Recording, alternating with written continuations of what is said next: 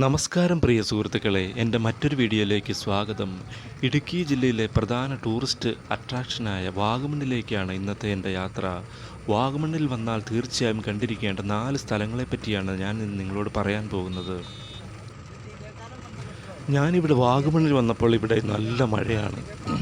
നല്ല മഴയും കോടമഞ്ഞും ഒക്കെയുള്ള നല്ലൊരു കാലാവസ്ഥയായിരുന്നു വാഗമണ്ണിലുണ്ടായിരുന്നത്. ഇപ്പം വാഗമണ്ണിലെ മഴയൊക്കെ പോയി. ഞാൻ ഇരാറ്റുപേട്ടയിൽ നിന്നാണ് വാഗമണ്ണിലേക്ക് പോകുന്നത്. ഇരാറ്റുപേട്ടയിൽ നിന്ന് വാഗമണ്ണാകുന്നതിന് ഒരു 4 കിലോമീറ്റർ പുറകിൽ ഉള്ളൊരു വ്യൂ പോയിൻ്റാണ് കാരിക്കാട് ടോപ്പ്. കാരിക്കാട് ടോപ്പിലാണ് ഞാനിപ്പോൾ ഉള്ളത്. ഈ കാണുന്നതാണ് കാരിക്കാട് ടോപ്പ്. ഇത് നല്ലൊരു വ്യൂ പോയിൻ്റാണ്. അവിടെ കുതിക്കാൻ ശ്രമിക്കുന്ന ഒരു പുലിയുടെ ഒരു പ്രതിമ ഒക്കെ ഉണ്ടാക്കി വെച്ചിട്ടുണ്ട്. ഇതാണ് കാരിക്കാട് ടോപ്പിലെ പ്രധാന വ്യൂ പോയിൻ്റ്. ഇവിടെ നിന്ന് നോക്കിക്കഴിഞ്ഞാൽ ചുറ്റുപാടുമുള്ള കാഴ്ചകൾ, വളരെ അകലെയുള്ള കാഴ്ചകൾ കാണാൻ സാധിക്കുന്നു. ഇതൊരു വളവ് പിടിച്ച ഭാഗത്തും കൂടെയാണ് വണ്ടിയൊക്കെ സൂക്ഷിച്ച് പാർക്ക് ചെയ്യുക. നമ്പർ 2 തങ്ങൾപ്പാറ. തങ്ങൾപ്പാറയിലേക്കുള്ള പ്രധാന കവാടമാണ് ഈ കാണുന്നത്. രാവിലെ 8:30 മുതൽ വാഹനങ്ങൾ ഉള്ളിലേക്ക് കയറ്റിവിടുന്നതായിരിക്കും. വാഹനങ്ങൾ പാർക്ക് ചെയ്യാനുള്ള സൗകര്യം അകത്തുണ്ട്. തങ്ങൾപ്പാറ മുസ്ലിങ്ങളുടെ ഒരു തീർത്ഥാടന കേന്ദ്രം കൂടിയാണ്. ഒരുപാട് മുസ്ലിങ്ങൾ തീർത്ഥാടനത്തിനായി തങ്ങൾപ്പാറയിലേക്ക് എത്തുന്നുണ്ട്. തങ്ങൾപ്പാറയിലേക്കുള്ള യാത്ര മഴക്കാലത്ത് ദുഷ്കരമാണ്. 1 കിലോമീറ്ററോളം നടക്കാനുണ്ട് വാഹന പാർക്കിങ്ങിൽ നിന്ന് തങ്ങൾപ്പാറയിലേക്ക്. എങ്കിലും ധാരാളം മുസ്ലിങ്ങൾ തീർത്ഥാടനത്തിനായി തങ്ങൾപ്പാറയിലെത്തുന്നു. ഈ കാണുന്ന ഉരുണ്ട ഗോളാകൃതിയിലുള്ള പാറയാണ് തങ്ങൾപ്പാറ എന്ന് പറയുന്നത്.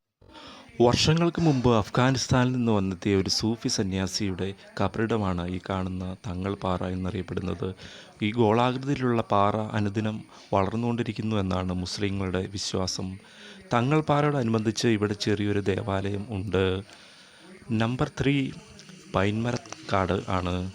ഇത് വാഗമണ്ണിൽ നിന്ന് ഏതാണ്ട് 3 കിലോമീറ്റർ അകലെ ഇടതുവശത്തേക്ക് ആണ് പൈൻമരത്തോട്ടത്തിലേക്കുള്ള വഴി. ഇതാണ് പൈൻമരത്തോട്ടത്തിലേക്കുള്ള വഴി. പൈൻമരത്തോട്ടത്തിലേക്കാണ് ഈ വഴി. ഈ വഴിയെ കുറച്ച് ദൂരം നടന്നു പോയി കഴിഞ്ഞാൽ എൻട്രി കാണാം. മുതിർന്നവർക്ക് 10 രൂപയും കുട്ടികൾക്ക് 5 രൂപയും, ഫോട്ടോഗ്രാഫി 100 രൂപയും, വെഡ്ഡിംഗ് ഫോട്ടോഗ്രാഫി ആണെങ്കിൽ 500 രൂപയുമാണ് ഇവിടുത്തെ ഫീസ് നിരക്കുകൾ. ഈ പൈൻമരത്തോട്ടം 16 ഏക്കറിലാണ് സ്ഥിതി ചെയ്യുന്നത്. വാഗമണ്ണിൽ പൊതുവെ തണുത്ത കാലാവസ്ഥയാണ്. പൈൻമരത്തോട്ടത്തിലാണെങ്കിലും നല്ല കൂളിംഗാണ്. റിലാക്സായി ഫാമിലിയൊക്കെ ആയിട്ട് വന്നിരിക്കാൻ പറ്റിയ ഒരു സ്ഥലം കൂടിയാണ് വാഗമൺ പൈൻമരക്കാട്. പൈൻമരക്കാട്ടിൽ മഴക്കാലത്ത് പോകാതിരിക്കുന്നതായിരിക്കും നല്ലത്. പൈൻമരക്കാട്ടിൽ മഴക്കാലത്ത് അട്ടകളുടെ ശല്യം ധാരാളമുണ്ട്. പിന്നെ ഇതിലൂടെ നടക്കുമ്പോൾ സൂക്ഷിച്ച് നടക്കണം. ചെരിവുള്ള പ്രദേശമാണ്. പെട്ടെന്ന് താഴെ സ്ലിപ്പായി വീണു പോകാനൊക്കെ സാധ്യതയുണ്ട്. അങ്ങനെ ഞങ്ങൾ പൈൻമരക്കാടിനോട് യാത്ര പറഞ്ഞ് അടുത്ത ഡെസ്റ്റിനേഷനായ മൊട്ടക്കുന്നിലേക്ക് കയറി. ഇതാണ് വാഗമണ്ണിലെ മൊട്ടക്കുന്നുകൾ അഥവാ മെഡോസ് എന്നറിയപ്പെടുന്നു. മൊട്ടക്കുന്നിലേക്ക് എൻട്രി ഫീസ് ഉണ്ട്. ഞങ്ങളിപ്പോൾ കയറിയിരിക്കുന്നത് നേരെ എതിർ സൈഡിലാണ്. അവിടെ എൻട്രി ഫീസ് ഇല്ല. ഇടതുവശത്താണ് മൊട്ടക്കുന്നിലേക്കുള്ള എൻട്രി ഉള്ളത്. അവിടെ ചെറിയൊരു ഫീസ് നൽകേണ്ടിയുണ്ട്. മൊട്ടക്കുന്നിൻ്റെ മുകൾ ഭാഗത്ത് ഫാമിലിയൊക്കെയായി വൈകുന്നേരങ്ങളിലൊക്കെ വന്നിരിക്കാൻ നല്ല രസമാണ്. മഴയും ഇടിയുള്ള സമയങ്ങളിൽ മൊട്ടക്കുന്നിൻ്റെ മുകൾ ഭാഗങ്ങളിൽ ഇരിക്കാതിരിക്കുന്നതാണ് ഏറ്റവും നല്ലത്. കാരണം ഇടിപിടിക്കാനൊക്കെ വളരെയധികം സാധ്യതയുണ്ട്. മഴക്കാലമായാൽ പൈൻമരക്കാട്ടിലെ പോലെ തന്നെ അട്ടകളുടെ ശല്യം മൊട്ടക്കുന്നിലും ഉണ്ട്. മൊട്ടക്കുന്നിലും പതിയെ മഴയുടെ ലക്ഷണങ്ങളൊക്കെ കാണാൻ തുടങ്ങി.